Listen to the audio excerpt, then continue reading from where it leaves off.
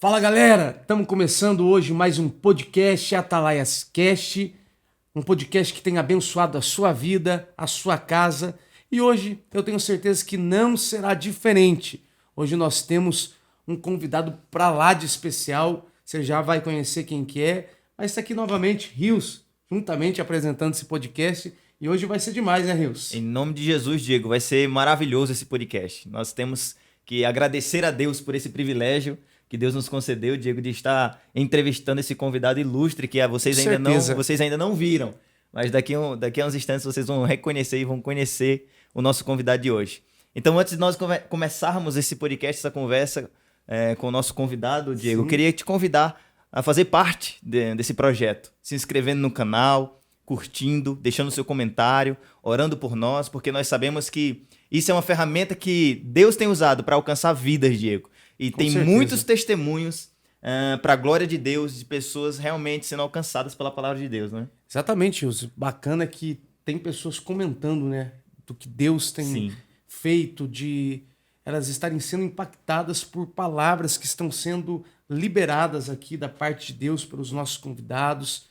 E eu tenho certeza que você, colaborando, compartilhando esse podcast, você estará sendo um instrumento de Deus para alcançar a vida de alguém. Então, por isso, não deixe de fazer isso.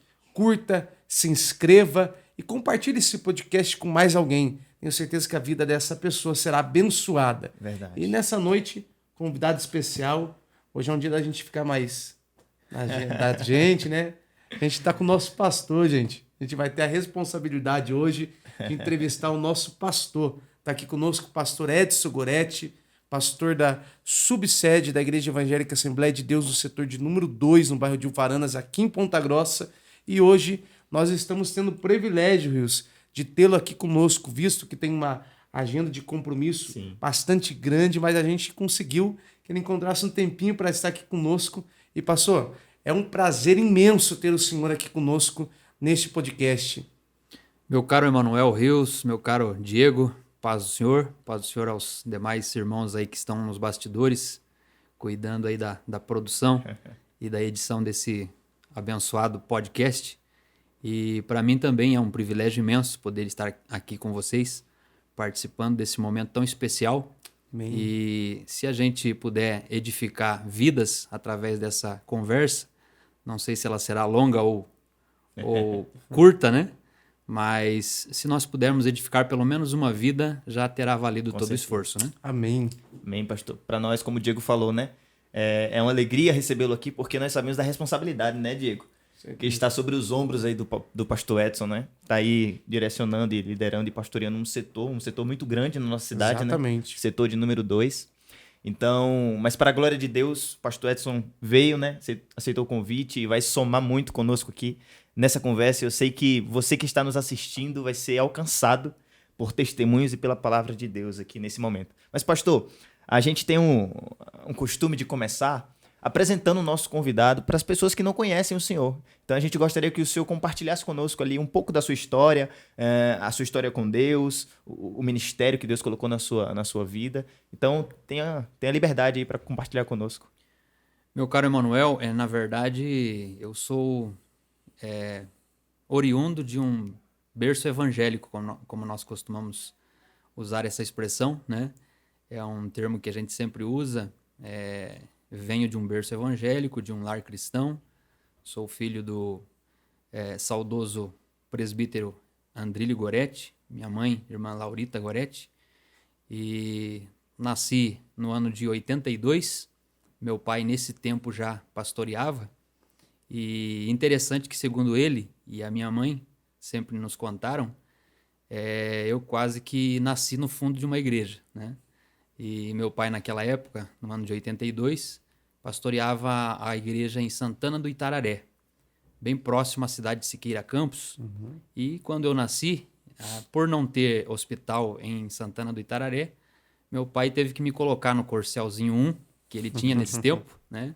E se dirigir rapidamente para a cidade de Siqueira Campos, que era a cidade mais próxima, e eu acabei nascendo em Siqueira Campos. Então, hoje, na verdade, nos meus documentos, eu sou natural de Ponta Grossa. Por quê?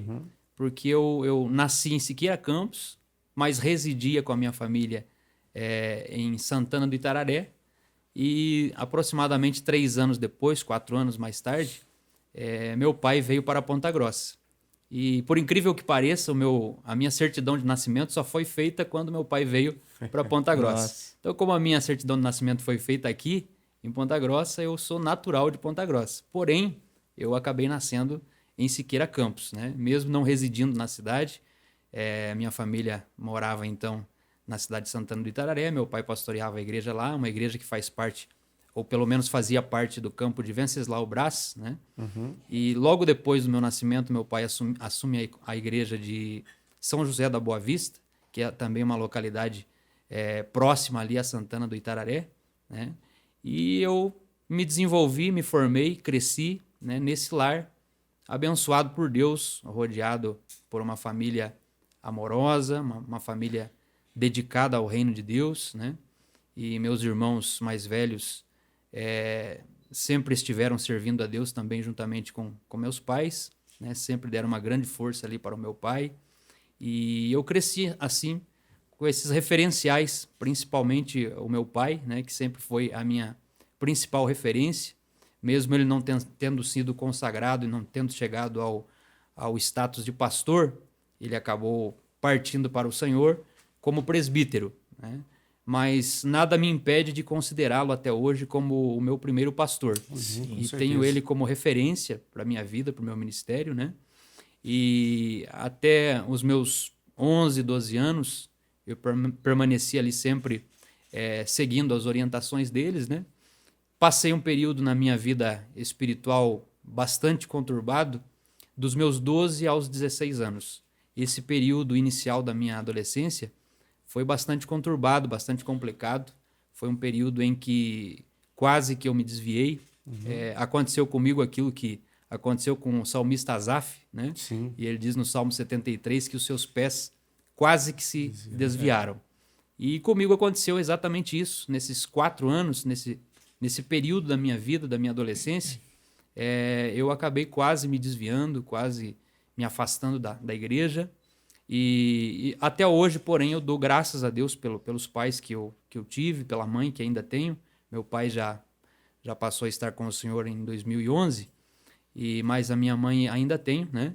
Então, eu sou muito agradecido a Deus pela vida dos pais que Deus me deu, porque eles me seguraram, me conduziram no caminho do Senhor. No meu tempo, por exemplo, na minha adolescência, as coisas eram um pouquinho diferentes, a cultura espiritual, a cultura cristã era um pouquinho diferente da de hoje. Hoje, às vezes, você vê as crianças, os adolescentes, pré-adolescentes, ainda estão nessa tenra idade, mas praticamente estão soltos fazendo o que querem. Sim. No meu tempo, a gente já não tinha essa liberdade, né? Algumas vezes eu cheguei a dizer para minha mãe, claramente, hoje eu não vou para o culto, mãe, hoje eu não vou para a igreja. E ela me pegava pela orelha, né? Vai sim, né? Você só vai ter poder de decisão a partir dos teus 18 anos. Então, querendo ou não, você vai.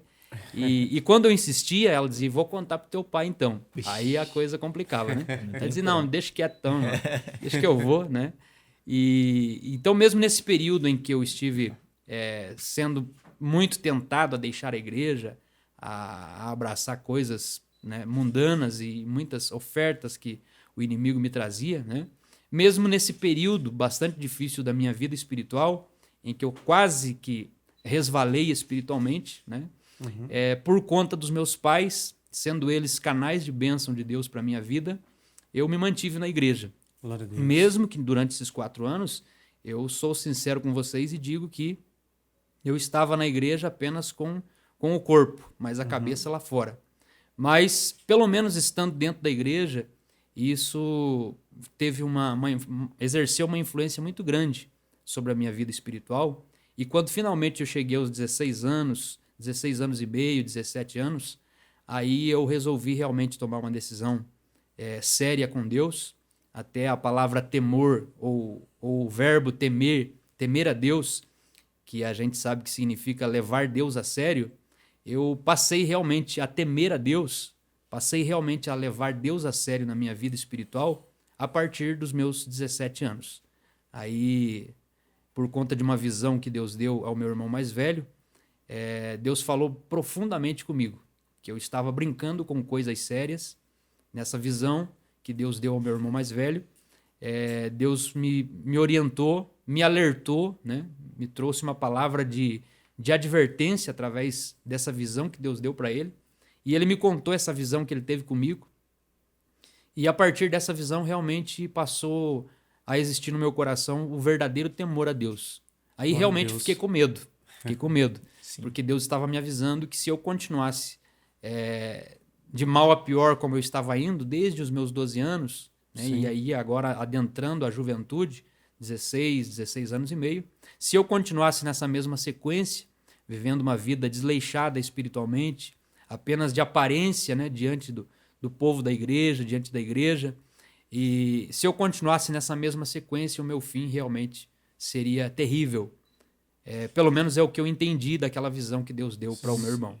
Eu cheguei num ponto tão precário espiritual, para vocês terem uma ideia, que os irmãos da igreja chegavam a dizer, puxa, que pena, o irmão Andrílio tem a família toda ao lado dele na igreja, sempre pastoreando, os demais filhos dele, os irmãos mais velhos do Edson, todos ajudam o pai na igreja, tocando, cantando, né? Alguns deles até pregavam já, né? Mas é uma pena que o filho mais novo, que no caso era eu, vai desmentir a família, vai negar a raça do pai dele, né? Porque o mais novo da família, o caçula do irmão Andrílio, está desmentindo, pelo que tudo indica, ele vai se afastar da igreja, vai abandonar o evangelho, e é uma pena, porque é o único da casa que não vai servir a Deus como os irmãos dele. Esse era o comentário que meu pai e minha mãe, lamentavelmente, ouviam de muitos irmãos da igreja que comigo conviviam. Mas por que eles diziam isso? Eles diziam isso porque realmente eles viam uma falta de compromisso da minha parte com Deus. Eu estava na igreja, como eu já disse, eu estava com o corpo na igreja, mas a mente e o coração estavam longe dali. E então, essa trajetória minha, essa minha sequência espiritual, digamos assim, essa experiência conturbada, como eu já disse, que eu estava vivendo, ela com certeza me levaria a um distanciamento total da presença de Deus. E quem sabe eu nem estaria aqui hoje, né, falando das grandezas de Deus, mas até hoje eu sou muito grato a Deus, porque Ele usou, né, não somente meu pai e minha mãe, como intercessores pela minha vida, como pessoas que foram referências para mim, deram o seu exemplo máximo de vida cristã para mim, meu pai, vida ministerial, como também usou meu irmão, né, com essa visão que Deus deu para ele, para me advertir e me livrar, né, de algo, quem sabe, terrível que estava para acontecer com a minha vida, e principalmente com a minha vida espiritual. E aí, então, quando eu recebi de Deus essa advertência, essa palavra de alerta, essa luz amarela que acendeu para mim, eu pensei, não, a partir de hoje as coisas vão mudar. A partir de hoje eu vou levar Deus a sério. Amém. E aí tomei essa decisão realmente, definitivamente na minha vida, né? Abri mão daquelas ofertas malignas, mundanas que eu estava já abraçando na minha vida, né? Fechei as portas realmente, definitivamente para o mundo e disse, Deus, a partir de agora é para valer. É com o Senhor. E de lá para cá, graças a Deus, Deus tem feito grandes coisas. Amém. Pastor, aproveitando essa deixa desse assunto, a gente vê hoje, infelizmente, os tempos mudaram. Existe uma diferença de como se era lá atrás para como se está acontecendo hoje. O senhor citou sobre esse momento que o senhor passou se sentindo fraco e os seus pais sempre estiveram ali instruindo, apoiando, orando. Eu me lembro também de um momento que lá atrás eu tive fraco, eu tive esse mesmo apoio dos meus pais.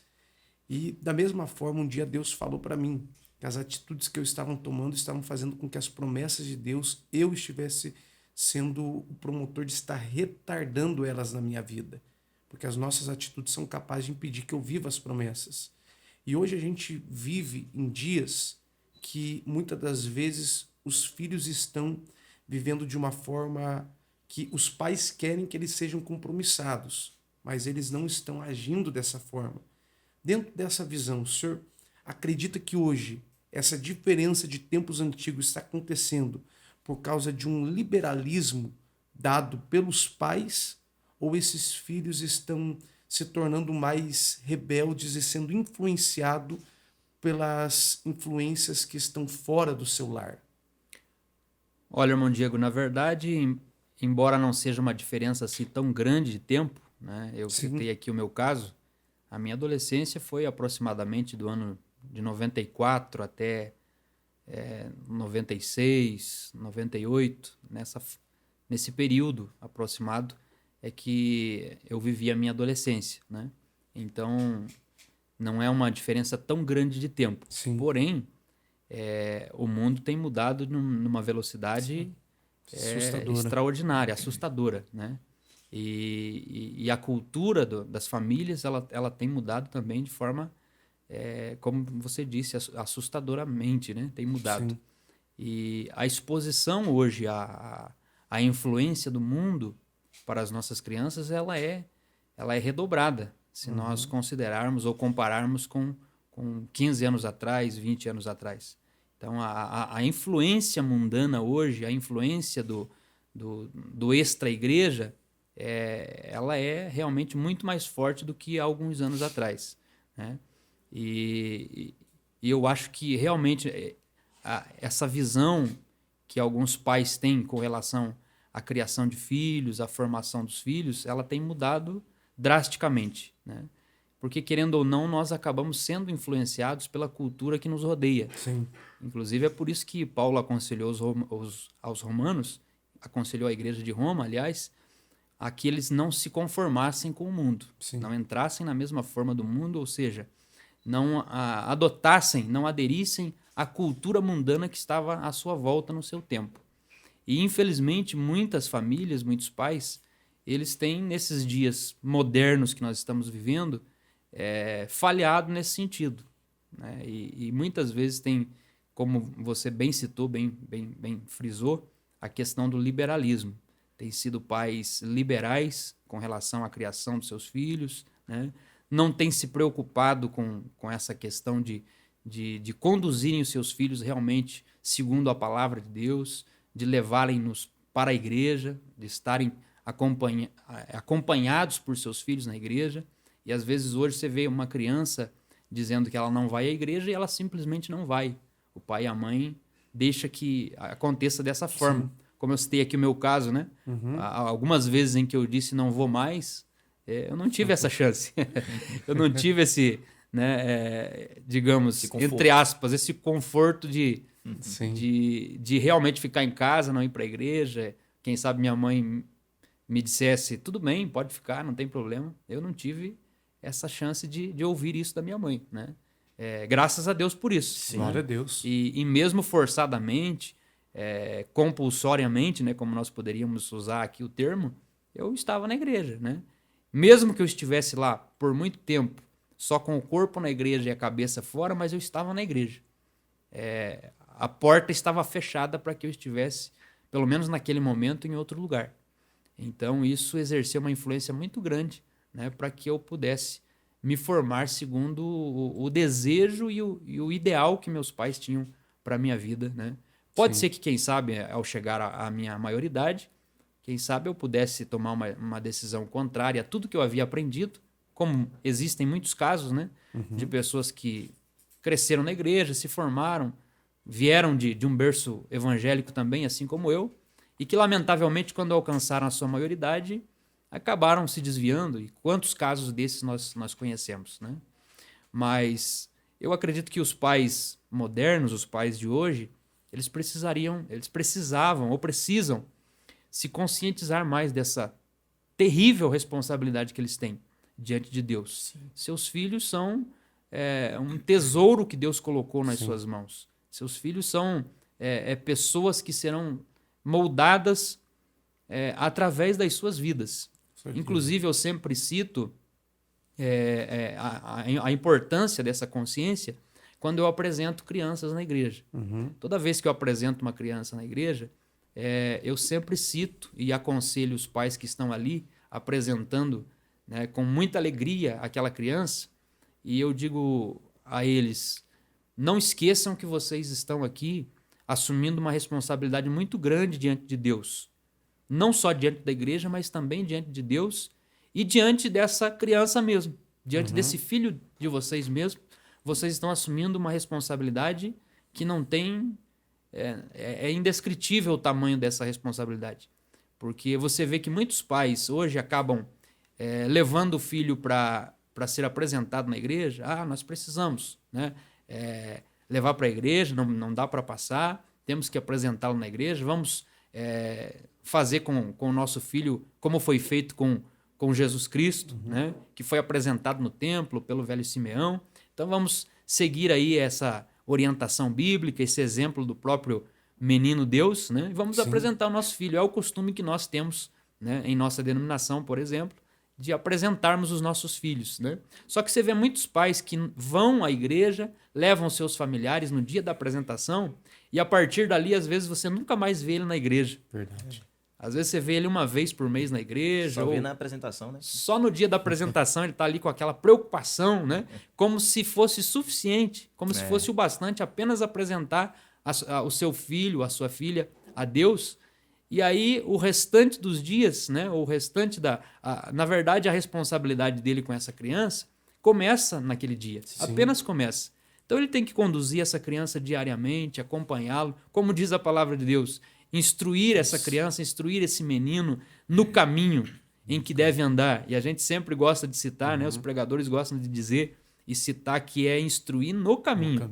Não é instruir o caminho, mostrar qual é o caminho, mas é caminhar junto, levando essa criança a conhecer a Deus, conduzindo ele sempre, estando junto, né? Então, há casos em que os pais apresentam, depois nunca mais aparece na igreja. Não é o suficiente. Não. Aquela apresentação que você fez do seu filho, na verdade, foi inútil.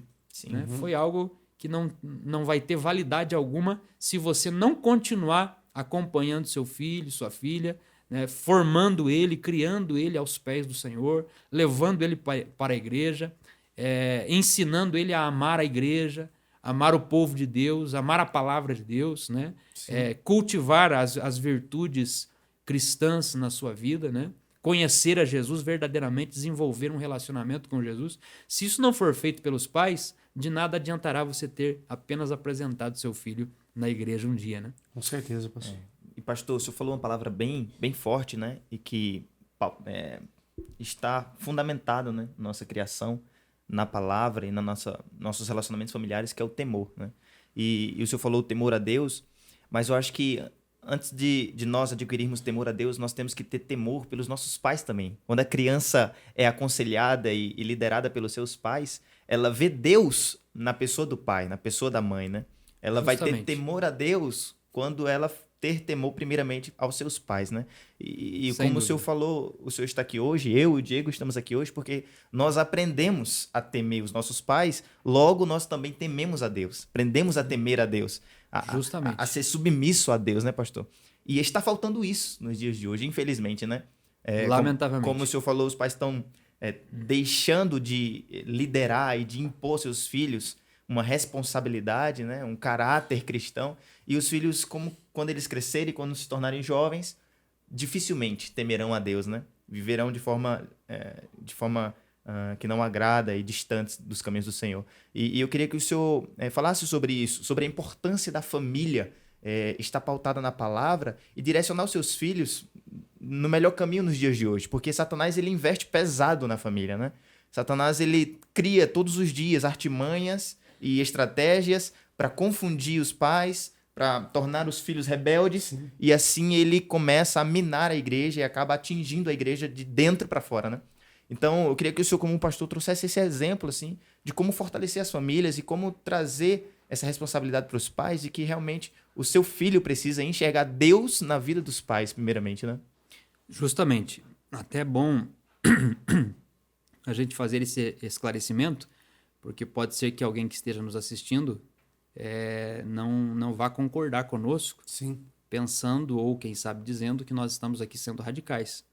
Não estamos sendo radicais de forma alguma, ou querendo dizer que os pais precisam forçar os seus filhos, obrigar os seus filhos, mas pelo menos a gente poderia cultivar essa cultura de que o filho ou a filha de um casal, ou que fazem parte de uma família, eles só vão ter poder de decisão realmente, consciência plena para tomar essas decisões de forma acertada na sua vida a partir da sua maioridade. Eu vejo essa decisão e essa atitude que meus pais tomaram, não só comigo, sendo o filho mais novo de casa, mas também com os meus irmãos mais velhos. A atitude foi sempre a mesma, de que a gente só poderia fazer as nossas próprias escolhas a partir dos nossos 18 anos. Como em casa a gente é só homem, né? A minha mãe e meu pai tiveram apenas filhos homens, nós não tivemos irmã, né? Eles seriam liberados, ou os meus pais pelo menos educaram-nos, que nós poderíamos apenas tomar decisões sérias e importantes da nossa vida a partir dos nossos 18 anos. Aí você vai ter maturidade, diziam eles, para tomar uma decisão acertada. Você não vai errar, não vai tomar uma decisão inconsciente e, inclusive, você vai ser responsável daí pelas escolhas que você está fazendo. Se você fizer escolhas erradas, você já é uma pessoa de maior. Sim. Se você tomar uma direção, quem sabe, equivocada, você é responsável por essa direção que você está tomando porque você já tem uma maioridade. Você é responsável por aquilo que faz a partir daí. Então, o conselho que nós deixamos para as famílias de hoje não é que você obrigue seu filho, né? Que você leve seu filho forçadamente para a igreja. Não precisa ser feito dessa forma. Mas desde a idade tenra dos filhos, procurar incutir na mente deles a importância que tem em acompanhar os seus pais para a igreja, em acompanhar os seus pais, por exemplo, para a escola bíblica dominical, em estar presente a cada culto, ensinar para eles o valor que existe em estar presente num culto, o que é participar de um culto, o que é cultuar a Deus, que na verdade não se restringe apenas ao momento, aquela 1h30, aquelas 2 horas que nós passamos dentro do templo, mas a nossa vida diária é um culto a Deus. E esse ensinamento precisa ser repassado pelos pais aos seus filhos, mas o valor também da comunhão precisa ser destacado, porque há alguém que diz que ele não precisa estar no templo para ser crente. Obviamente, a gente vive uma vida de constante adoração a Deus, seja no templo ou extra-templo. Mas a gente precisa do templo também, por quê? Para cultivar a nossa comunhão. Porque a nossa adoração não depende de estarmos num templo para exercermos ou realizarmos a nossa adoração. Mas comunhão é necessário estarmos juntos, nos reunirmos como igreja em um determinado local, para nós cultivarmos essa comunhão que temos primeiro com Jesus, que é o cabeça do corpo. O corpo é a igreja, Jesus é o cabeça do corpo. Para a gente estar celebrando essa comunhão e cultivando, aprofundando esse relacionamento com Cristo a cada dia mais, a gente precisa se reunir como igreja. Sim. Como é que você vai aprofundar, estreitar a sua comunhão com os demais irmãos que são membros do mesmo corpo do qual você faz parte, se você nunca se reúne com eles? Então, essa mentalidade, ela precisa ser repassada pelos pais aos filhos. Quando os filhos começarem a entender isso, eles valorizarão o fato, a ação de ir ao templo também, estar se reunindo com os demais irmãos da igreja, inclusive para serem alimentados pela palavra. Sim, porque os pais têm um papel importantíssimo em casa de estarem continuamente, diariamente, ensinando seus filhos, né? Mas na igreja, isso é feito de forma mais específica, né? De forma mais dedicada, digamos assim. Nós temos o nosso pastor que está lá dedicando a sua vida, dedicando o seu ministério para nos instruir, para nos liderar, nos levar a conhecer Jesus de forma mais profunda, né? E quando a gente expõe os nossos filhos a esse tipo de cultura bíblica, de cultura espiritual, de cultura cristã, o evangelho que nós pregamos para as pessoas de fora também acaba transformando a vida da nossa família, a vida dos nossos filhos, né? Porque também é necessário que os nossos filhos um dia tomem a sua decisão pessoal por Cristo, né? A gente costuma dizer aquele velho ditado, filho de peixe, peixinho é. Mas filho de crente, crentinho não é.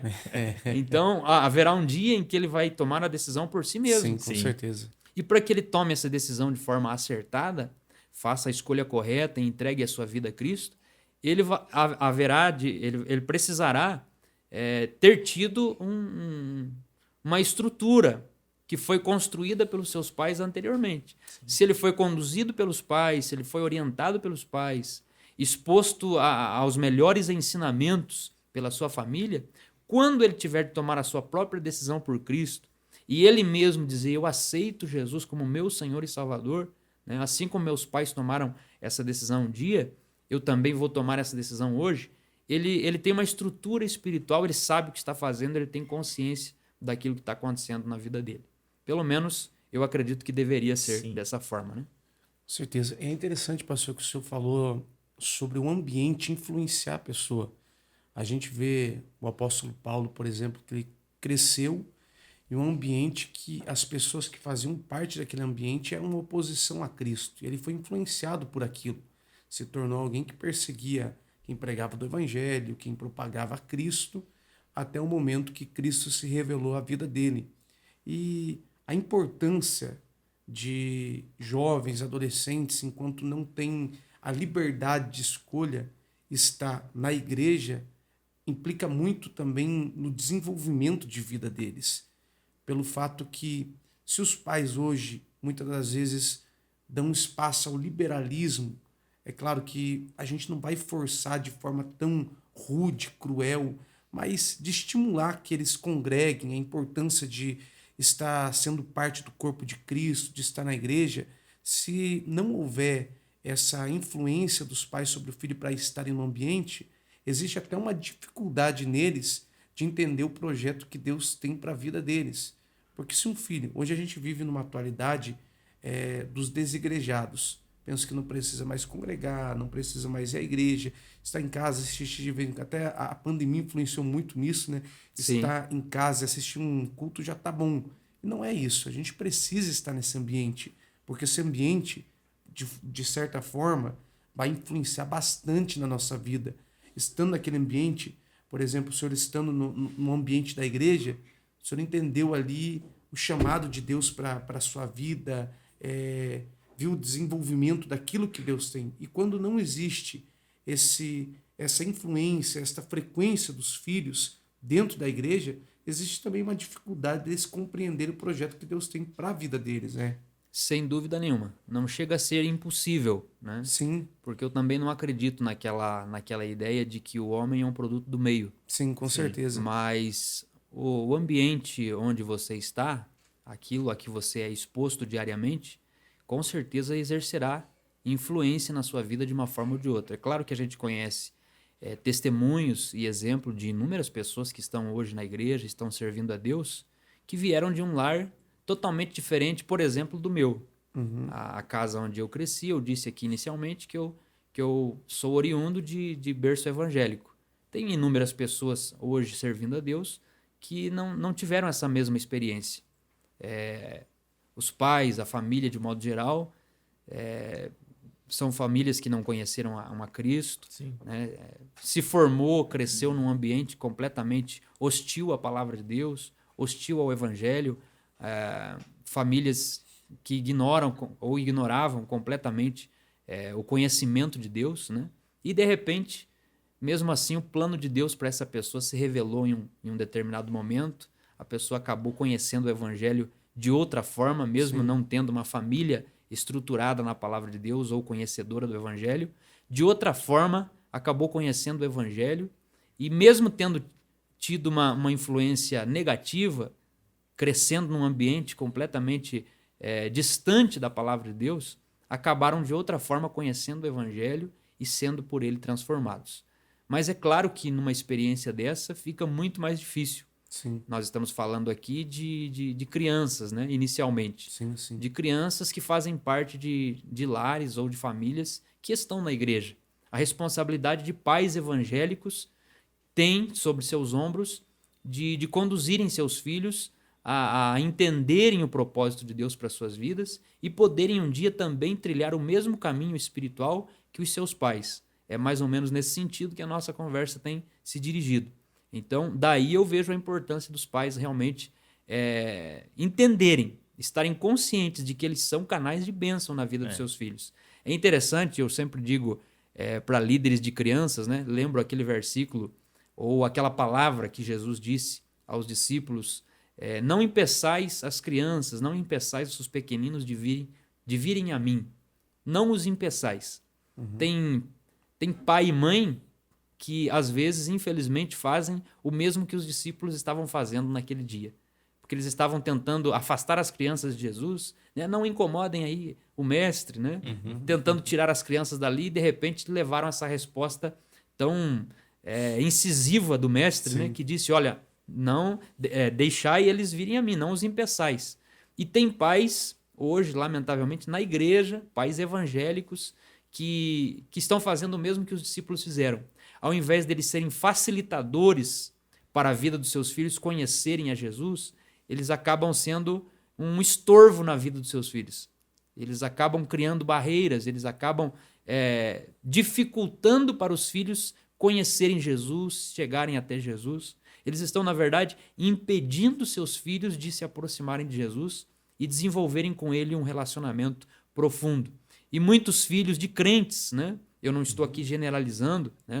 Não seria leviano nesse ponto de dizer que todos os filhos hoje que estão distanciados da casa de Deus foi por conta disso que eles se afastaram, né? Mas em muitos casos de pessoas que hoje estão distanciadas da igreja, estão fora dos caminhos do Senhor, foi por conta dessa falha de seus pais, que ao invés de facilitarem o acesso deles a Jesus Cristo, através do exemplo, através das suas próprias vidas, através da sua própria experiência, fizeram o contrário. Acabaram dificultando o conhecimento, o acesso desses filhos à pessoa bendita de Jesus, de modo que eles acabaram crescendo sem nenhum interesse por Jesus.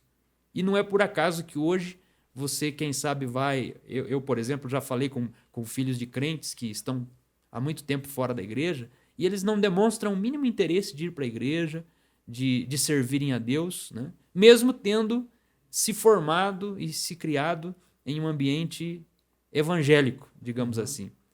Filhos de crentes, filhos, às vezes, até de obreiros, que hoje não têm o mínimo interesse de estar numa igreja, de servir a Deus, de entregar a sua vida a Jesus Cristo, porque, infelizmente, seus pais, ao invés de facilitarem o acesso deles a Cristo, acabaram dificultando as coisas. E esse é um perigo muito grande que nós corremos o risco de cair nele, né? É um erro grave que nós corremos o risco de cometer. E, então fique com essa palavra aí pastoral, Diego. Sim, com Seja certeza. um facilitador, né, pastor? Dos seus filhos, para que eles cresçam no evangelho. E não né? um dificultador, né? Não dificultador, né? Porque acontece também, pastor, dos pais levarem para a igreja e às vezes até deixa um celularzinho ali para ele, deixa ele fora da igreja, e isso aí também não adianta nada, Não né? adianta. Bota ele sentadinho lá, rapaz, bota para ele escutar a palavra, ouvir o pastor. Justamente. Eu lembro, pastor, que o meu pai, até hoje eu guardo essa imagem, né? Meu pai levava para a igreja e eu era muito agitado, né? Quando eu era criança. E eu saía da igreja e corria, meu pai ia me buscar e dava Não uns dá pra dizer, puxãozinhos. não. Dava uns puxãozinhos de orelha. Daí ele me sentava, você tem que fazer assim, ó. Você tem que sentar no banco e ficar com os olhos fitos no pregador e no pastor. Não pode piscar. Olha E aí só. ele falava assim pra mim, fazia o exemplo, você tem que ficar assim, ó. E até hoje eu gravo isso, pastor. E às vezes eu tô no culto, Diego. Ali sentado ali, ouvindo a mensagem do pregador, e eu fico ali e tal. Aí vem na minha memória o ensinamento do meu pai quando eu era criança, né? Então, as crianças, elas têm essa facilidade, né, pastor, de gravar, né, de aprender, de assimilar. E os pais têm que aproveitar essa fase, né? Justamente. E de expô-los ao evangelho verdadeiro, real, transformador, né? Exatamente. Se há uma época áurea de aprendizado, é na época da infância, da adolescência, juventude, né? E a gente precisaria ter essa consciência, como você está bem lembrando, de que esse é um tempo em que você precisa plantar sementes na vida dos seus filhos, né? E aí cabe a nós nos perguntarmos que tipo de sementes nós estamos plantando na mente dos nossos filhos. Sementes boas, positivas ou sementes negativas. E aí quando a gente fala de semente, a gente está falando de algo seríssimo. Porque uma semente, depois de plantada, ela inevitavelmente ela vai frutificar. Sim. Aí se você plantou sementes positivas, um dia ou outro você vai colher Glória a Deus. frutos positivos. Com certeza. Mas se pelo contrário você plantou sementes negativas, não tem como colher maçã depois de ter plantado limão, né? É impossível. Isso aí, Por isso que a gente escolhe, né? Tem a opção de escolher o que a gente planta. Agora, a colheita será consequência obrigatória. daquilo que a gente está, Não escolhe está mais. plantando. Plantou é aquilo que você vai colher. Exatamente. Não, falando da época que ele era criança, eu me lembro também que quando eu era criança, um dia eu fiz bagunça na igreja. E minha mãe, ela conta até hoje, ela me trouxe lá de fora pela orelha. Só que isso foi bom, que a partir daquele momento, eu também comecei a prestar mais atenção, comecei mais a focar naquilo. E aquilo gerou coisas que eu guardei para minha vida desde aquele tempo. Foi desenvolvimento. Até quando era criança, eu comecei cantando na igreja, Reus. Hoje, se eu cantar, o povo vai embora, pastor. Mas, pastor, é interessante que o senhor é um pastor jovem. O senhor é um jovem que Deus tem levantado. Amém. Muita generosidade sua. No Ministério Pastoral, tem nos apoiado muito, né, Reus, em todos os projetos que a gente tem feito, inclusive no podcast Atalaias Cast. Com a bênção do pastor, né? Exatamente. Nosso pastor sempre tem nos abençoado, orado pela gente. E os frutos que tem gerado esse podcast também são resultado da bênção pastoral que a gente tem, dessas orações. E a gente quer saber, pastor, uma pergunta, quando tudo isso começou, o senhor entender o chamado ministerial de Deus para a sua vida, do senhor começar a se apaixonar por esta questão de poder viver um ministério pastoral, quando que o senhor começou a exercer o ministério da pregação, como que tudo isso aconteceu na vida do senhor? Veja só, irmão Diego, eu citei aqui aquele período complicado e, digamos, escuro, né? Ou obscuro da minha vida espiritual, que começou exatamente aos meus 12 anos. Foi o período dos 12, o tempo dos 12 aos 16 anos que eu vivi aquele período difícil, né? E complicado na minha vida espiritual. E é interessante que o inimigo quase que me afastou de Deus justamente no tempo em que eu estava começando a desenvolver justamente o chamado de Deus para a minha vida. Porque eu me lembro que a primeira mensagem que eu preguei foi exatamente aos 12 anos. Num culto do departamento infantil, foi me dada a oportunidade para falar, para trazer a palavra. E foi uma mensagem ali rápida, de 15 minutos, né? Lembro até hoje, preguei sobre o filho pródigo, Lucas 15. E veja que interessante que parece que o inimigo... Parece não, o inimigo viu que um chamado grande de Deus estava para se desenvolver a partir dali e redobrou a sua atenção, provavelmente, comigo, né? Sim. E acabou a partir dali tentando realmente de forma muito mais forte, muito mais potente me arrastar para o mundo e me afastar das coisas de Deus, porque ele previa, né?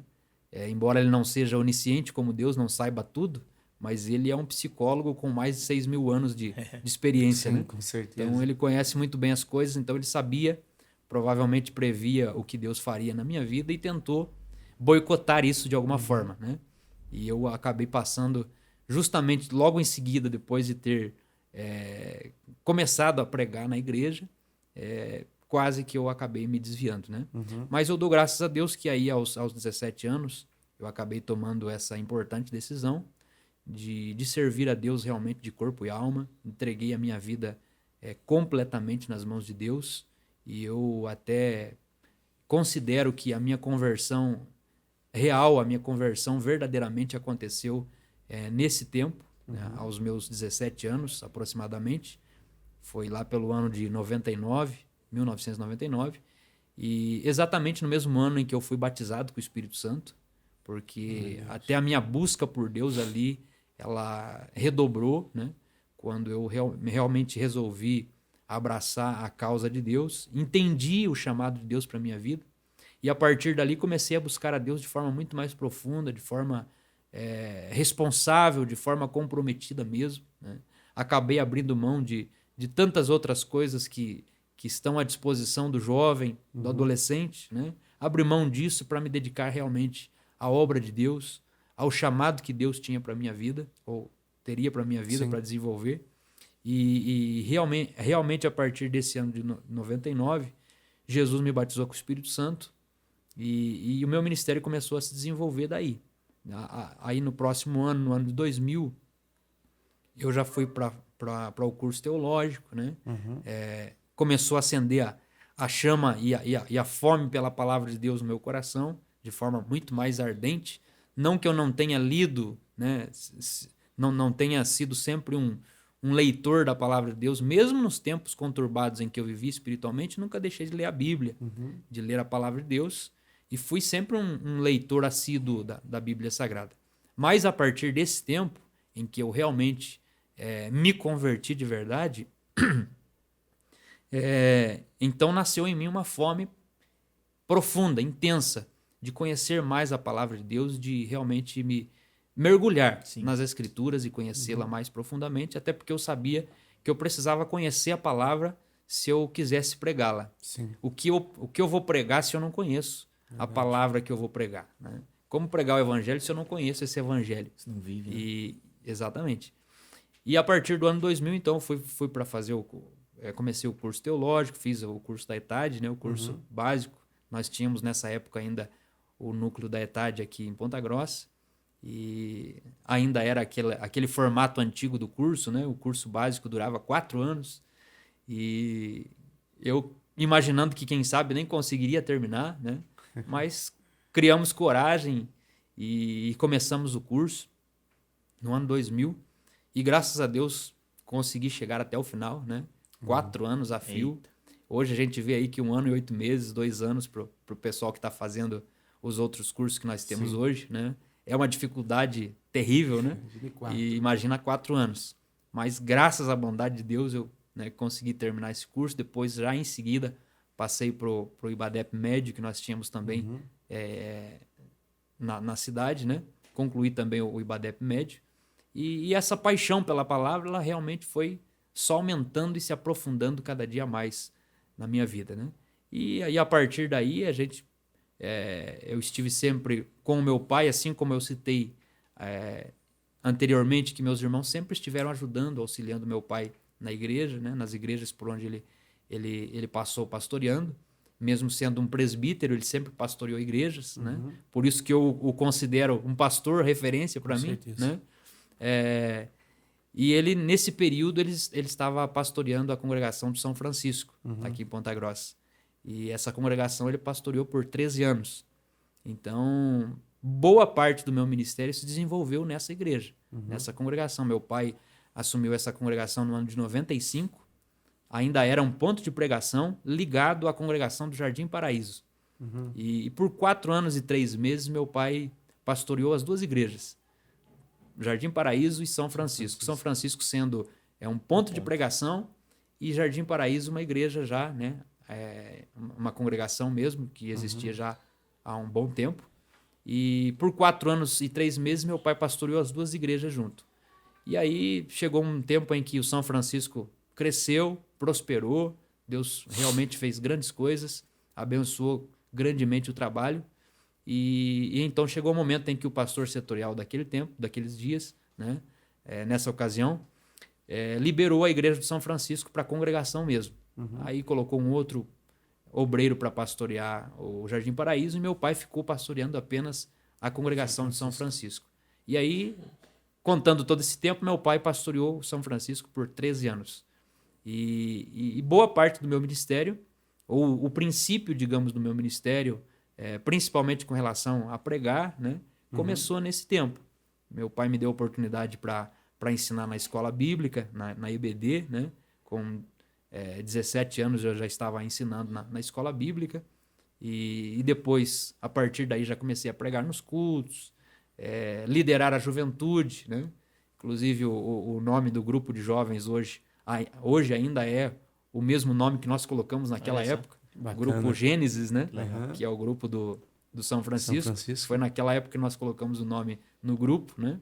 E começamos a liderar o grupo ali e a pregar também em igrejas da cidade, né? E como dizem e brincam os irmãos por aí, né? Acabei virando um pregador interbairros. E pregava no São Francisco, ajudando meu pai, né? E até de certo ponto em diante a saúde do meu pai foi ficando bastante debilitada. Mas foi um período que me marcou de um modo realmente inesquecível. E agregou uma experiência para o meu ministério, para a minha chamada, de forma extraordinária. E seguindo os passos do meu pai, seguindo os exemplos do meu pai, seguindo as orientações dele, né? Sendo acompanhado sempre pela intercessão dele, pela intercessão da minha mãe, dos meus irmãos, né? Fui aprendendo, fui conhecendo mais, né? Entendendo a questão da liderança. Sim.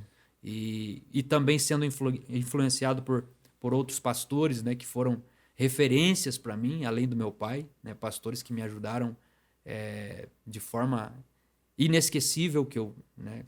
É uma dívida de gratidão que eu tenho com esses pastores. Sim. Né? E Deus usou eles como ferramentas para ir me formatando, para ir configurando esse chamado de Deus para minha vida, né? E ouvindo um conselho daqui, outro dali, né? Uma orientação daqui, de repente uma advertência de um e de outro, né? Não faça dessa forma, faça dessa maneira, né? Sempre cultivamos essa virtude da humildade, né? Sim. Para entender, para aceitar o conselho de alguém, né? Não ser uma pessoa soberba, arrogante, que não aceita conselhos, né? Que prega uma meia dúzia de vezes, já imagina-se o maior pregador do mundo, né? Ter esse cuidado, né? E isso acabei aprendendo muito com meu pai, né? Que sempre foi uma pessoa simples, uma pessoa com suas limitações, é claro, mas que deixou para mim como o maior legado no ministério dele o exemplo de humildade. A humildade é algo que sempre marcou a visão que eu tive com relação e com respeito ao meu pai. Então, uma virtude que eu sempre orei a Deus e pedi a Deus, essa mesma humildade que o Senhor deu ao meu pai, eu quero ter essa virtude também na minha vida. Aquela oração que o salmista Davi fez, né? Eu sempre fiz questão de fazer também diante de Deus. Da soberba, guarda o teu servo, para que ela não se assenhoreie de mim. Então, é uma oração que a gente precisa repetir diariamente. Né? E daí por diante, Deus foi nos abençoando. E a gente estava falando aqui de família, né? E eu cheguei aos meus 27 anos e tive o privilégio também de receber de Deus uma família de presente, né? E hoje eu dou graças a Deus pela esposa maravilhosa que eu tenho, que é a Maria Paula, uma pessoa maravilhosa que Deus colocou na minha vida e com a qual eu tenho o privilégio e a alegria imensa de ser casado há 12 anos, né? E dessa feliz união conjugal que Deus nos deu, esse casamento abençoado que Deus me concedeu. Deus também, como se não bastasse essa bênção maravilhosa que Deus me deu, né, que foi a vida da Maria Paula, Deus também nos deu 2 presentes maravilhosos, né, que é minha filha Mariana e agora o meu filho Kennedy Joás, grande Kennedy, que está ainda aos 4 meses de idade, né? Mas eu posso aqui testemunhar e dar glória a Deus pela família abençoada que Deus me deu, uma família maravilhosa e que é a minha estrutura, de certo modo, né? É um ambiente de refúgio, porque o lar ele precisa ser isso, a família ela precisa ser isso. Um homem de Deus ele precisa ter um lar estruturado, um lar alicerçado, um lar fortalecido por Deus diariamente, porque senão ele não vai resistir. Quando ele sair no extra casa, no extra família, ele não conseguirá vencer as adversidades, as intempéries do dia a dia, né? Mas se ele tem uma família estruturada, uma família alicerçada, uma esposa que ora por ele, que intercede por ele, uma família que tem o prazer de recebê-lo de volta quando ele chega em casa, né? Se ele não tiver isso, com certeza o seu ministério tem uma data de validade. Estará fadado ao fracasso. Sim. Então, a partir da família, a primeira obra especial que Deus deu para nós é a nossa família. Inclusive, eu não compactuo com o pensamento de alguns pregadores, missionários, entre aspas, que às vezes deixam a sua família por meses a fio, dizendo, vou fazer a obra de Deus. Nesse caso, a primeira obra que Deus te deu e a mais importante obra que Deus colocou nas tuas mãos é a sua família. Primeiro altar ali, né? O primeiro altar, exatamente. Se você precisar deixar a tua família para trás para fazer a obra de Deus, fique com a tua família. Porque a primeira obra divina que Deus colocou nas tuas mãos para ser por ela responsável e é prioridade tua é a tua família.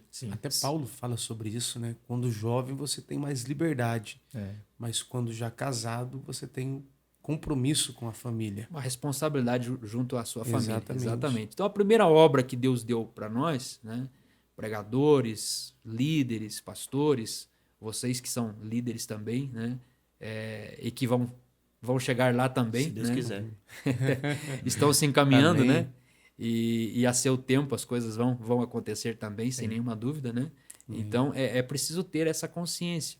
A prioridade, a obra maior e principal que Deus nos concedeu é a nossa família. Se eu não tenho a minha família comigo, ao meu lado, para que eu possa desenvolver o meu chamado e fazer a obra de Deus, né? Então eu estarei bastante complicado, eu estarei com um ministério comprometido. Sim. Mas se eu tenho uma família abençoada que me ajuda, que está não atrás de mim, mas está ao meu lado, me acompanhando, intercedendo por mim, orando por mim, me apoiando de uma forma ou de outra, né? Isso terá um valor incomensurável para que eu desenvolva o meu ministério conforme Deus deseja. Se você for para o púlpito com um lar falido, com um casamento, quem sabe, arruinado, e isso já aconteceu inúmeras vezes, né? Lamentavelmente, Sim. de repente você também vai ter que abrir mão do seu ministério, o chamado de Deus para a tua vida vai ser interrompido de alguma forma, né? Mas se você tem um lar estruturado, se o verdadeiro amor de Deus está presente no teu relacionamento conjugal, no teu relacionamento familiar, você está disposto a sair de casa e enfrentar um leão na rua. Verdade. Não vai ter problema nenhum, você vai enfrentar qualquer problema, porque você tem uma família que está junto com você, né? E eu sou muito agradecido a Deus, porque isso, graças a Deus, tem sido uma realidade na minha casa, no meu lar, e realmente a minha família, a minha casa é um ambiente de refúgio para a minha vida e para o desenvolvimento do chamado de Deus para a minha vida. Amém, pastor, glória a Deus por isso, né? O senhor contou sobre o legado que o seu pai deixou para o senhor, que foi a questão da humildade, né? E isso, de fato, é uma grande virtude, né? Na vida do senhor, isso salta aos olhos, né, Diego? Sim, Quem com certeza. a gente Amém. conversa, o senhor é muito conhecido, né? No setor, eu não imaginava que o senhor era tão conhecido assim no setor 2, né? Nas congregações. E todos que conhecem o senhor falam, o pastor Edson é uma bênção, humilde, né? E isso, de fato, é algo que a gente se orgulha, né? Do nosso pastor, né? certeza. O fato de ser humilde, isso é visível, né, pastor? Amém. E isso influencia também as suas ovelhas, né? Os seus liderados, a seguirem o mesmo exemplo. E eu queria falar com o senhor sobre isso, sobre a importância de nós darmos testemunho de vida, né, Diego? E mostrar para as pessoas que nós vivemos esse evangelho. Não é apenas da boca para fora, mas nós vivemos o caráter de Cristo diariamente, né? E por isso que nós temos autoridade para falar do evangelho, né, pastor? Porque nós só teríamos autoridade para falar e para testemunhar desse evangelho se nós vivermos esse evangelho, se nós estivermos debaixo dessa graça, né, que nos transforma dia após dia. Então, Sem dúvida. Ser pastor, no caso do pastor Edson, vai além do que a gente imagina. Ele precisa trazer ainda essa responsabilidade de viver isso e mostrar para as pessoas que é real, que o evangelho é real, né? Que o caráter de Cristo está na sua vida, né, pastor? Justamente. Por isso que é uma responsabilidade muito grande, porque tem jovens que, eu quero ser pastor e tal. Tem pessoas que têm uma visão utópica, né, de ser pastor é apenas sentar numa cadeira, né, e ter aquela honra que nada, rapaz, está por fora, né? A responsabilidade que é, né, pastor? Porque você está sendo visto diariamente pelos homens, né? Sem dúvida. Visto constantemente, até mesmo pelo inimigo, para querer te derrubar, mas você está ali firmado, como o senhor falou, na família, e isso é o alicerce, né, pastor? Graças a Deus, eu dou graças a Deus realmente todos os dias, né? Pela família que Deus me deu de presente e que tem sido um baluarte para mim, né? Amo imensamente a minha esposa, os meus filhos, né? Que são tesouros que Deus colocou na minha vida. Sim. E coroou o meu ministério de uma forma extraordinária. Alguns pastores até que me conheciam, até porque eu me casei aos 27 anos, né? E para alguns dos pastores, né, que me influenciavam e me aconselhavam, amigos meus, né? Sim. Pensavam eles que eu demorei demais para casar, né? E às vezes eles comentavam e diziam, quando que o Edson vai casar, né? E esperando ansiosamente que eu me casasse para que eu ingressasse no ministério, né? Mas eu nunca tive essa pressa, eu não resolvi, né? Desde que eu comecei a me dedicar ao ministério, né? Mesmo solteiro, para ajudar o meu pai, eu procurei sempre colocar isso em mente, de não me precipitar, de não tomar uma decisão tão comprometedora que é a decisão do casamento, de forma atropelada, de forma precipitada. E isso, inclusive, eu deixo aqui como uma orientação, como um conselho, né, aos jovens que estão nos assistindo, aos adolescentes, aos jovens que nos assistem, que não tomem essa decisão precipitadamente, só porque alguém está lhe pressionando a fazer isso, né? Você precisa casar o quanto antes, você precisa fazer isso logo. Não faça isso. Não. Vai ser um erro terrível que você vai cometer. Então, pense muito bem, ore antes, né? E não faça uma escolha, não tome uma decisão tão importante, tão relevante da sua vida, que é decidir ou escolher a pessoa com quem você vai passar o resto da sua vida de forma atropelada, de forma apressada, né? Porque alguém exige que você tome essa decisão o quanto antes. Não faça isso. Isso vai, ao invés de trazer benefícios e resultados positivos para a tua vida, para a tua espiritualidade e também para o teu chamado, para o teu ministério, pelo contrário, vai te trazer resultados negativos e às vezes até trágicos, né? Sim. Resultados catastróficos. E ainda falando na questão do ministério, liderar jovens, como no caso de vocês hoje são os nossos líderes, né? Do nosso grupo. E a gente precisa entender isso, que o grupo de jovens ao qual nós lideramos, o grupo que nós lideramos é uma mini igreja que Deus nos deu, né? Vocês têm o privilégio de terem uma mini igreja sob vossa liderança, sob vossa responsabilidade. E eu aprendi isso com um pastor, que é amigo meu até hoje, né? Que me disse: Edson, você é um pastorzinho aí do grupo de jovens que te foi confiado. E eu entendi isso, né?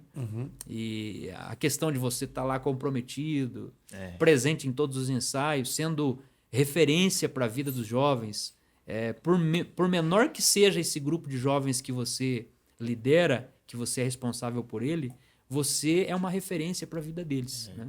Então é muito importante os exemplos que você vai deixar para influenciarem a vida desse grupo que Deus confiou a você. Sim. Você é importantíssimo, você é muito relevante para a vida deles, porque eles estão te olhando diariamente. Precisa ser o primeiro a chegar no ensaio, o momento da oração, precisa estar lá ajoelhado.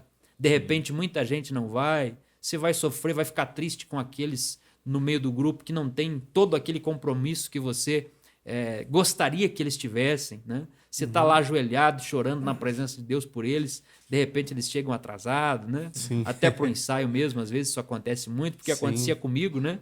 Então, eu conheço essa realidade, né? E muitas vezes eu chorava na presença de Deus naquela meia hora de oração antes do ensaio, né? Ou pré-ensaio, estava ali buscando a Deus, de repente ninguém chegava para orar, né? Isso te causa uma tristeza terrível, né? E você se alegra quando ouve que alguém mais está chegando, ou o grupo está ali em peso, né? E isso vai, de forma indelével, causando uma influência na vida de quem você lidera, né? E eles vão olhando para isso, e mais cedo ou mais tarde isso vai fazer a diferença na vida deles. Porque enquanto eles estão sendo liderados, quem sabe eles não sintam o peso da responsabilidade. Mas vai chegar a vez deles também. Certeza. Um dia vai chegar a hora deles. E eu sempre disse isso até para o grupo de jovens que liderei. Olha, gente, o que vocês fazem para o líder de vocês hoje, vão fazer com vocês amanhã. Porque amanhã ou depois vocês também vão liderar. Amanhã ou depois vocês também vão pastorear uma igreja, vão ter uma responsabilidade, uma função importante a exercer. E aí vocês estão plantando hoje. Como vocês agem com a vossa liderança hoje, vai ser como vocês serão, né? Tratados. Né? Vão ser tratados amanhã ou depois, quando vocês liderarem. Então isso causava, né, um certo impacto na mente deles, né? E alguns acabavam se conscientizando dessa realidade, abraçando com mais compromisso as coisas de Deus, né? E esse foi um período realmente extraordinário para a minha vida, para o meu ministério, e aliás, agregou muito valor ao meu ministério, né? E tem coisas que eu trago como experiências para o meu chamado hoje, para o meu ministério hoje, que eu aprendi naquele tempo, né? Experiências que eu nunca vou esquecer, como, por exemplo, um dia em que nós estávamos num culto, né? Nós tínhamos culto exatamente na congregação que eu já citei, na igreja de São Francisco. Nós tínhamos inicialmente, antes de ser uma igreja independente, uma congregação, né, liberada para a congregação, era um ponto de pregação. Nossos cultos aconteciam na segunda e na sexta. Aí quarta, sábado, domingo era no Jardim Paraíso, né? Mas segunda e sexta era no São Francisco. E pensa nos cultos maravilhosos que nós tínhamos nesses 2 dias, sabe? Segunda-feira, a igreja estava superlotada de pessoas, né? E querendo Deus, querendo ouvir a palavra, gente buscando o batismo com o Espírito Santo, né? E no meio dessa gente, o grupo de jovens estava ali, né? E eu me lembro de uma ocasião, em um culto de segunda-feira, a igreja superlotada, e durante a pregação, aquela pregação fervorosa, pentecostal, daquela que nós gostamos mesmo, né? De repente, o demônio se manifestou na vida de uma jovem e ela levantou, né, alvoroçada e chutando os bancos, né? Os bancos da igreja nessa época nem o encosto não tinha, né? Era só a parte do assento mesmo ali, né? De tão simples que era a igreja nesse tempo. Hoje você vai no São Francisco e vê uma igreja lindíssima, né? Nossa, uma das mais belas igrejas que nós temos no nosso setor, né? Mas naquele tempo era uma igreja simples e rude, né? E aquela moça levantou, possessa pelo demônio e chutando o banco, e de repente ela se dirigiu a uma das janelas da igreja e deu um murro na janela, né? Foi sangue que correu ali na hora da mão dela e quebrou o vidro da igreja. Alguns irmãos assustados, né? Obviamente. E Deus nos dirigiu a levantarmos com a mocidade naquele momento e começarmos a cantar. E vários irmãos ali tentando segurar aquela moça, né?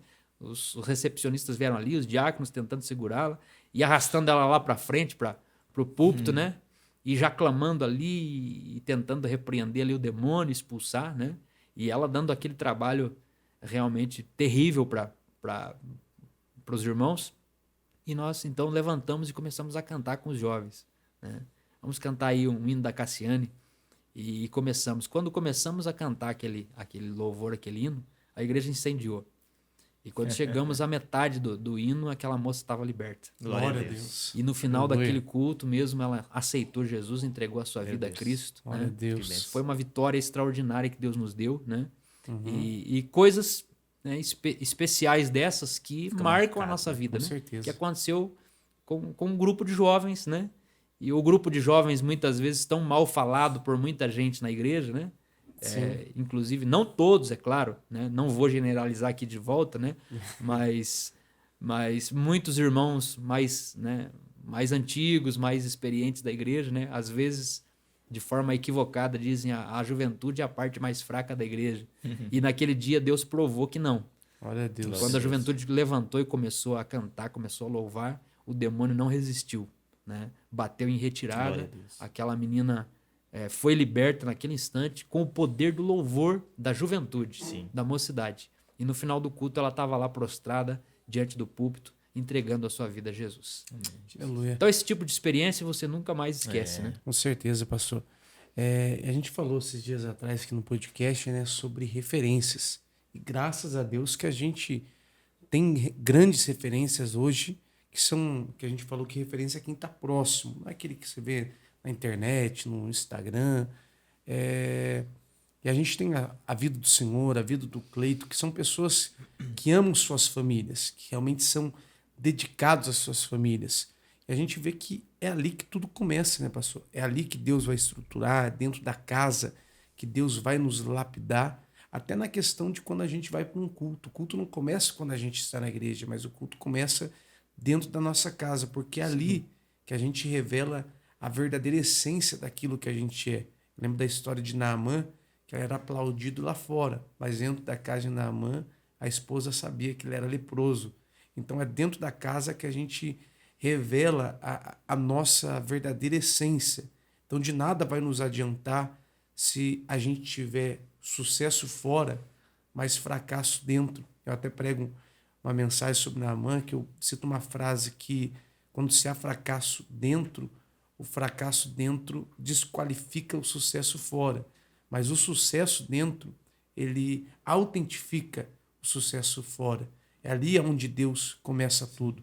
E a gente vê essa paixão, esse amor, essa dedicação que o Senhor tem pela sua família, e Deus começa lá dentro. É ali que está o profundo, o secreto, e isso se estende para fora. Deus tem honrado, como o Rios falou aqui, o exemplo de humildade. Eu acho bastante interessante dentro de tudo isso, pastor, que tempos atrás, o senhor fez parte desse setor. Aí Deus te tirou daqui, são acho que 3 congregações antes, né? Foi Isso. Parque Autoestrada, Mato Branco e depois a subsede do setor de Imbituva, né? Que hoje é campo. Isso. E depois Deus lhe trouxe para cá novamente. E hoje Exato. a gente vê que às vezes Deus nos coloca em uma congregação, em um setor, e às vezes as pessoas não valorizam. Sim. Eu aprendi que a gente precisa honrar o lugar onde Deus nos colocou, porque amanhã Deus pode estar lhe usando para aquele lugar. Claro que pode no momento que está ali também, mas amanhã Deus pode te trazer de novo para fazer grandes coisas naquele lugar. E é o que está acontecendo hoje na vida do Senhor, né? Lá atrás Amém. O Senhor fez parte. E hoje Deus lhe trouxe aqui para pastorear esse setor, para estar na direção desse setor. Então isso é incrível trabalhar de Deus, né? Um privilégio imenso, irmão Diego. Um privilégio imenso mesmo. Como eu disse até no dia da nossa posse, né? Nem nos meus melhores sonhos eu imaginaria estar acontecendo isso, né? Que isso aconteceria um dia. E como você bem lembrou, porque na verdade eu acabei em um momento da minha vida, logo depois de me casar, o meu desejo, a minha intenção era meio que de me esconder. Eu tive esse desejo, sabe? Uhum. De me esconder. É claro, já há um bom tempo, vários anos eu estava junto com meu pai, ajudando ele a pastorear a igreja, né? Ele como pastor da igreja, mas como eu disse anteriormente também, nos últimos anos em que ele pastoreou a congregação, ele já estava com a sua saúde bem debilitada, né? Uhum. E precisou ainda mais da nossa ajuda ao lado dele, né? E então esses anos eles de alguma forma me levaram a um momento de cansaço até mesmo, uhum. digamos assim, ministerial. Sim. Então a gente, quando eu me casei, eu tomei a decisão de me esconder, né? Fomos morar em outro bairro da cidade e eu pensei, a gente vai ficar só por aqui agora, né? Vou me esconder, vão me esquecer, né? Mas não tem como, não tem como se esconder não, né? Depois que Deus te chama e manifesta para tua vida um propósito, né? Ele vai atrás de você onde você estiver, né? Igual o Jonas que fugiu da presença de Deus, e a gente conhece muito bem a história, né? E acabou descendo 4 vezes, pelo menos, na fuga dele do projeto de Deus para a vida dele, né? Uhum. Mas não adiantou. Lá, mesmo no ventre do grande peixe, ele teve que orar, ele se obrigou a orar, a clamar pela misericórdia de Deus, né? E Deus o traz de volta para cumprir o chamado que Deus tinha para a vida dele, né? Então, depois que Deus te encontra, depois que Deus manifesta o chamado dele para a tua vida, meu irmão, é difícil de você, né, escapar disso. Então, eu permaneci pelo menos um ano e meio, né? 2 anos morando nesse outro bairro, né? Uhum. Mas, de repente, o pastor setorial daquele setor bateu à minha porta lá, né? E... Edson, agora você já é casado, então estou apontando, indicando seu nome ao presbitério, né? Glória a Deus. Então, eu imaginava, estou escondido agora, né? Vou ficar tranquilo e vou continuar trabalhando e morando aqui Deus mesmo. Olhando, eu tô te vendo. E Deus, né? não esqueci de você, não. Né? E, de repente, quando alguém bateu a porta, foi como se o Barnabé, né, chegando em Tarso, batendo a porta de Saulo, né? Sim. Vim te buscar para te levar para a igreja de Antioquia. Foi mais ou menos isso. E aí o pastor setorial de então e daquele setor me convidou então e me disse, né, da intenção dele de me indicar ao ministério de presbítero. Não tive como dizer não, né? E dissemos sim pro propósito de Deus, né? Claro, também com a compreensão e o apoio da Paula, né, da minha esposa, né, e abraçamos essa causa, de modo que 7 meses depois do nosso casamento, nós já estávamos assumindo a primeira igreja, a primeira congregação, uhum. né? E ainda numa idade muito jovem, né, como você citou, de modo que no dia da posse na primeira igreja, né, uma das irmãs mais idosas da igreja acabou dizendo para uma outra irmã, né, esse piá não dura 1 ano aqui. Esse piá não vai durar 1 ano aqui. Claro, né? Julgando pela aparência, né? Muito jovem ainda, né? Sim. Acabou de casar, 7 meses de casado, né? Um jovem casal, né? não vão aguentar aqui as tempestades do ministério, né? Mas graças a Deus e pela bondade, pela misericórdia do Senhor, 4 anos e meio depois, ela estava chorando na porta da igreja no dia da nossa despedida, dizendo: pastor, o senhor tinha que ficar aqui, né? Por que o senhor está indo embora, né? Então veja como Deus faz as coisas, né? E até interessante que essa mudança da primeira igreja, como o Diego citou, a gente foi convidado para ir assumir a congregação do Mato Branco. Nós estávamos já em um outro período também complicado, difícil, né? Porque a gente já não estava conseguindo mais conciliar trabalho e igreja, né? E eu comecei a observar que tanto a igreja quanto o meu ministério seriam prejudicados a partir dali, porque os meus horários de trabalho, né, não estavam possibilitando mais que eu cuidasse da igreja a contento, né? Não poderia mais estar exercendo o ministério e pastoreando aquela congregação de forma competente, eficaz, como se deve, né? E dali para frente eu entendi que a igreja começaria, né, a ter prejuízos com isso, e isso acabaria também, de alguma forma, manchando o meu ministério, né? E aí conversamos e chegamos a um denominador comum com a minha esposa, né? E que deixaríamos de pastorear. E isso 4 anos e meio depois que nós assumimos, né, a congregação do Alto Estrada. E estávamos então já decididos, né? Já havíamos inclusive entregue a igreja ao pastor setorial, né? E ele nos pediu apenas ali 2 semanas para ver um substituto, né? Um outro obreiro para colocar à frente daquela congregação. Nós então entendemos isso, seguramos as pontas ali por mais 2 semanas, mas essas 2 semanas elas foram cruciais para mim e para Paula, né? Porque nós fomos para a oração e perguntávamos para Deus: Deus, o Senhor nos dirigiu, nos orientou, nos chamou para essa congregação. Quando o Senhor nos chamou, lá onde nós estávamos, entre aspas, escondidos, né? O Senhor nos chamou para estarmos aqui cuidando dessa igreja. E durante esse tempo o Senhor nos abençoou grandiosamente. Será que não é essa mesma... será que Deus, na verdade, não é essa direção que o Senhor deu para nós, né, de pastorearmos? Não é isso, na verdade, que o Senhor quer para a nossa vida? A gente ficou ali naquele questionamento e orando, né? E de modo que 2 semanas depois, quando deu o prazo que o pastor setorial havia me pedido, né, num sábado à tarde, ele me ligando: olha, estamos reunidos aqui com os pastores e precisamos de um pastor para a congregação do Mato Branco, né? E o seu nome foi citado. Eu estou te ligando apenas para ver se você aceita.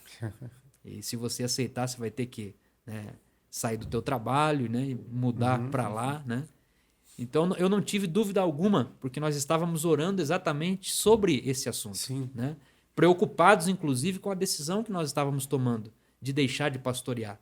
Isso nos trouxe uma preocupação e um entristecimento muito grande, né? Porque a gente pensou, nós entendíamos que Deus nos chamara para pastorearmos e agora temos que abrir mão disso por conta do trabalho secular. Então, será que realmente Deus não nos chamou para essa área do ministério? Então, nesse período de oração, de clamor a Deus para que Deus nos clareasse, né? E nos esclarecesse de alguma forma, exatamente no limite, né? Deus nos deu a resposta. É isso Glória mesmo que eu quero para vocês, né? E aí fomos enviados para o Mato Branco e de lá, né? Como diz o pessoal por aí, o resto é história, né? Passamos quase 4 anos no Mato Branco, junto àquela amada igreja, né? E depois, pela misericórdia de Deus, assumimos também o setor, né? E ficamos também quase mais 4 anos com o setor, né? Um setor muito abençoado, que hoje, como bem lembrou o Diego, é um campo, né? Tão abençoado foi que hoje é um campo eclesiástico, né? Uma igreja amada, abençoada de Imbituva. E hoje, né?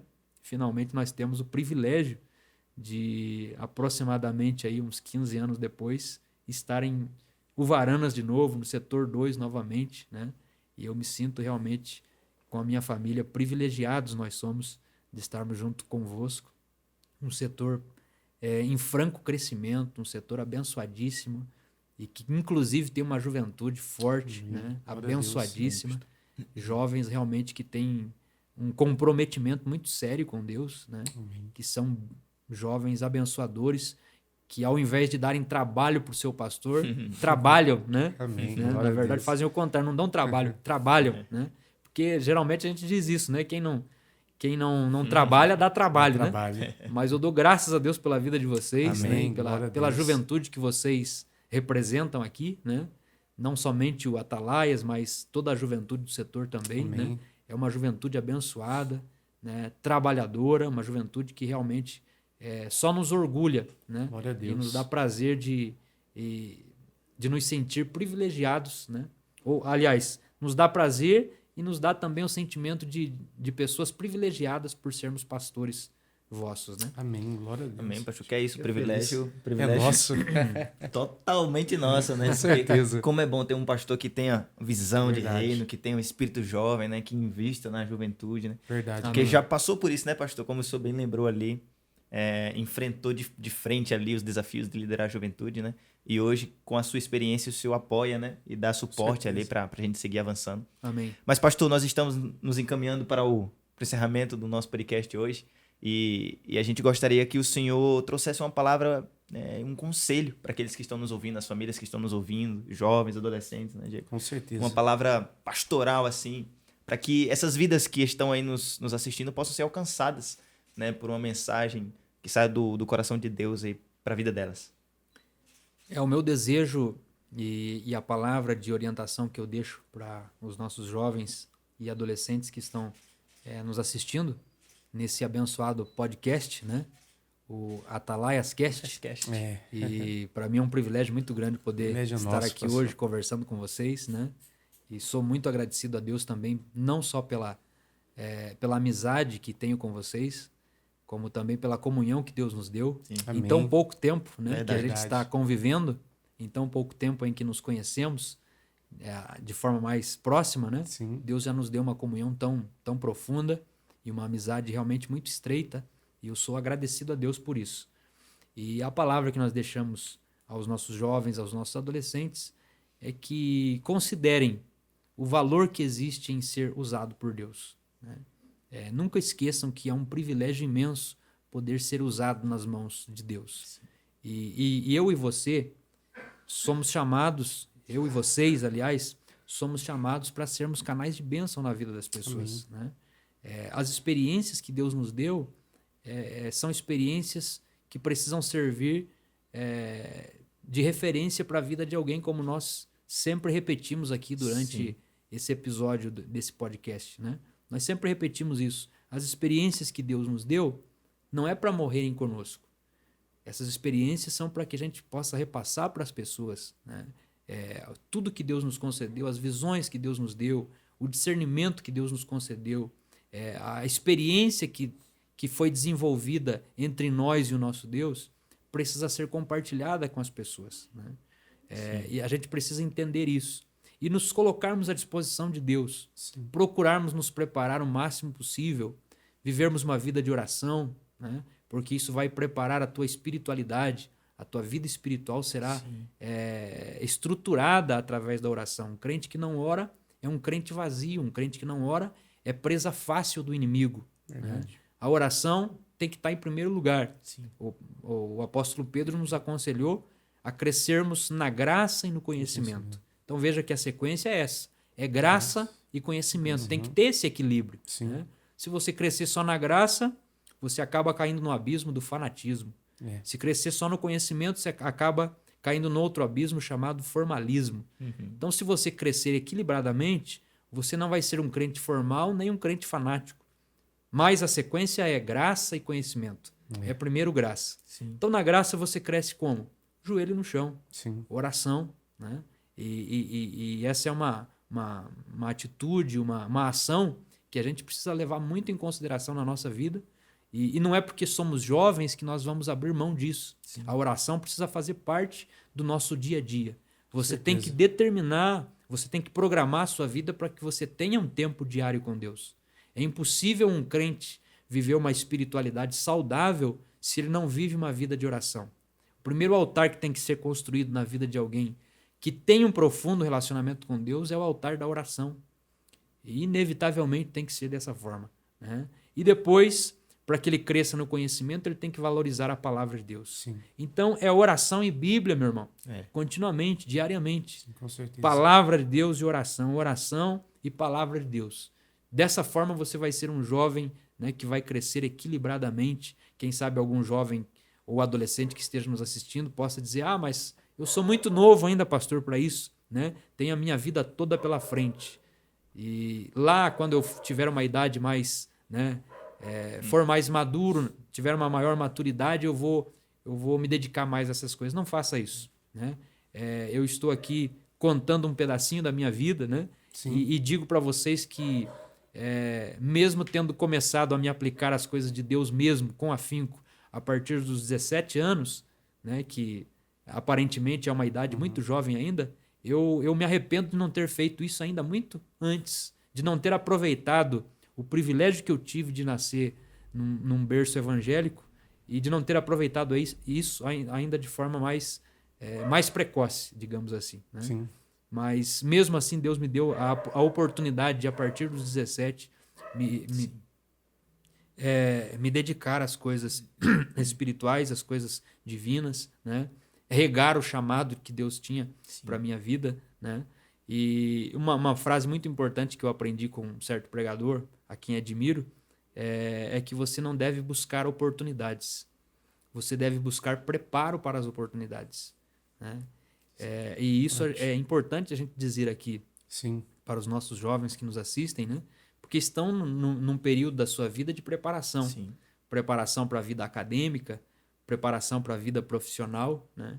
E para a vida espiritual também precisa ser dessa forma. Com certeza. Né? O Paulo aconselhou Timóteo a se exercitar na piedade. A piedade também exige exercício. Para que você seja cada dia mais piedoso, cada dia mais crente, você precisa se exercitar. E é por isso que, não levando em conta essa orientação do apóstolo ao seu jovem obreiro Timóteo, muita gente, infelizmente, tem vivido uma vida desleixada espiritualmente, né? Existe, lamentavelmente, um sedentarismo espiritual na vida de muita gente hoje, inclusive de jovens cristãos, né? Que não se exercitam na sua piedade, na sua espiritualidade. E o que é exercitar-se na piedade? É viver uma vida de oração, é ser um constante e assíduo amante da palavra de Deus, estudioso da palavra de Deus, porque isso vai te dar esse preparo que você precisa.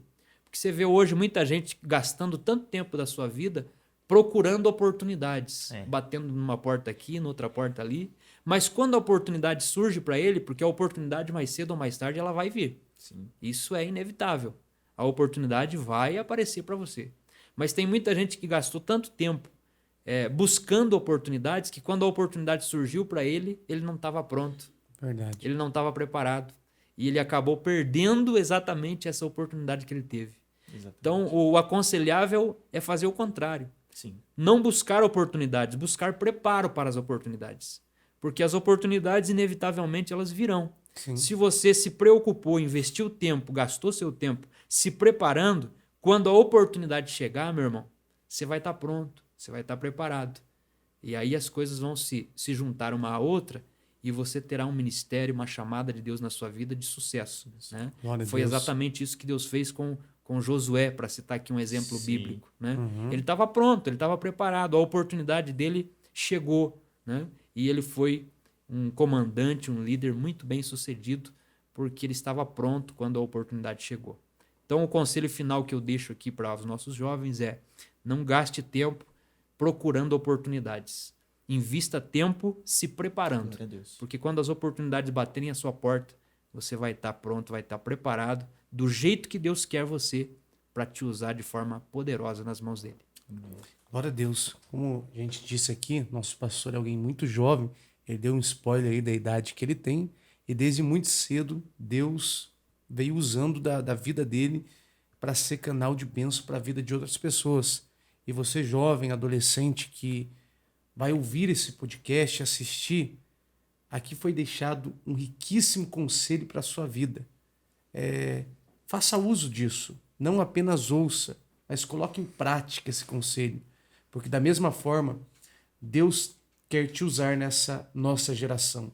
Deus quer fazer de você, adolescente, jovem, irmão, irmã, um canal de bênção para outras pessoas, um canal de bênção na obra do Senhor. E talvez você que nos assiste, que está afastado dos caminhos de Deus, talvez não aceitou Jesus ainda como Salvador, corre para os braços de Jesus. Deus tem algo extraordinário para realizar por intermédio da sua vida. Pastor, para a gente finalizar, a gente sempre pede ao nosso convidado para orar pela nossa vida, pelo podcast e para as vidas que estarão nos assistindo. Então, pedimos para que o Senhor possa realizar essa oração final. Com muito prazer. Vamos orar então. Senhor meu Deus, meu soberano e eterno Pai, nós te agradecemos, Deus, por essa oportunidade singular que tu nos deste aqui nessa noite, usando esta ferramenta tão poderosa, meu Deus, que é esse podcast, esse projeto que o Senhor colocou no coração dos teus filhos, no coração do irmão Cleiton, no coração do Emanuel, do Diego. Te agradeço, Senhor, pela vida dos demais irmãos que fazem parte desse projeto. Obrigado, essa Jesus. equipe Pai, abençoada que tem sido usada nas tuas mãos de uma forma maravilhosa, como ferramentas divinas na vida de tantas outras pessoas, meu Pai. Em nome de Jesus, nesta noite nós pedimos a Ti, rogamos em favor dos Teus servos, continua usando eles poderosamente, com muita graça, Senhor. Dá a eles a cada dia mais discernimento, mais visão, mais sabedoria, mais criatividade, Senhor, Pai. mais inteligência, e que tudo isso eles possam colocar à Tua disposição para serem instrumentos nas Tuas mãos. E que eles possam continuar compartilhando tantas coisas boas, como já tem acontecido até aqui, com todos os demais irmãos, servos Teus que passaram por esse podcast, ó Deus. Usa esta ferramenta, Senhor, nas Tuas mãos. Deus. O Teu servo, o apóstolo Paulo, disse: fiz-me de tudo para com todos, para por todos os meios chegar a salvar alguns. Glória a Deus. Ó Deus, que esta também seja uma forma, uma maneira, um instrumento de alcançarmos vidas para o Teu reino. E eu ministro a Tua bênção neste momento sobre a vida de cada um dos irmãos que estão nos assistindo, crianças, adolescentes, jovens e adultos. Que esta família, enfim, que está sendo abençoada através de mais um episódio do Atalaias Cast, ó Deus, Sim, Deus. sejam alcançados pela Tua proteção, pela Tua bênção, Em nome de que haja Jesus. libertação, meu Deus, nesta família, nesta casa, neste lar, que haja, Senhor, a confirmação do Teu chamado para a vida deste jovem e que o Senhor venha realizar grandes coisas através destas vidas para salvar muita gente nesta cidade, nesta nação, neste planeta Terra, Pai. Nós oramos assim nessa noite e já te agradecemos em nome de Jesus, porque nós confiamos na Tua resposta, Pai Santo, Sim, Pai. e por isso nós oramos agradecidos. Amém e amém, Senhor. Amém. É isso aí, Diego. Isso aí, Rios. Mais um podcast abençoado com o nosso pastor. Saímos daqui edificados, né? Amém. Com a vida do nosso pastor Edson. Igualmente. Então, nós somos gratos a Deus, pastor, pela sua vida. Você que ficou até o final, não deixe de orar por nós. Ore também pelo seu pastor. Ore também pelo nosso pastor. E eu sei que Deus vai continuar fazendo grandes coisas através das nossas vidas. Não esqueça de deixar o seu compartilhamento, seu curtido, seu comentário. E seja um abençoador do nosso trabalho, né, Diego?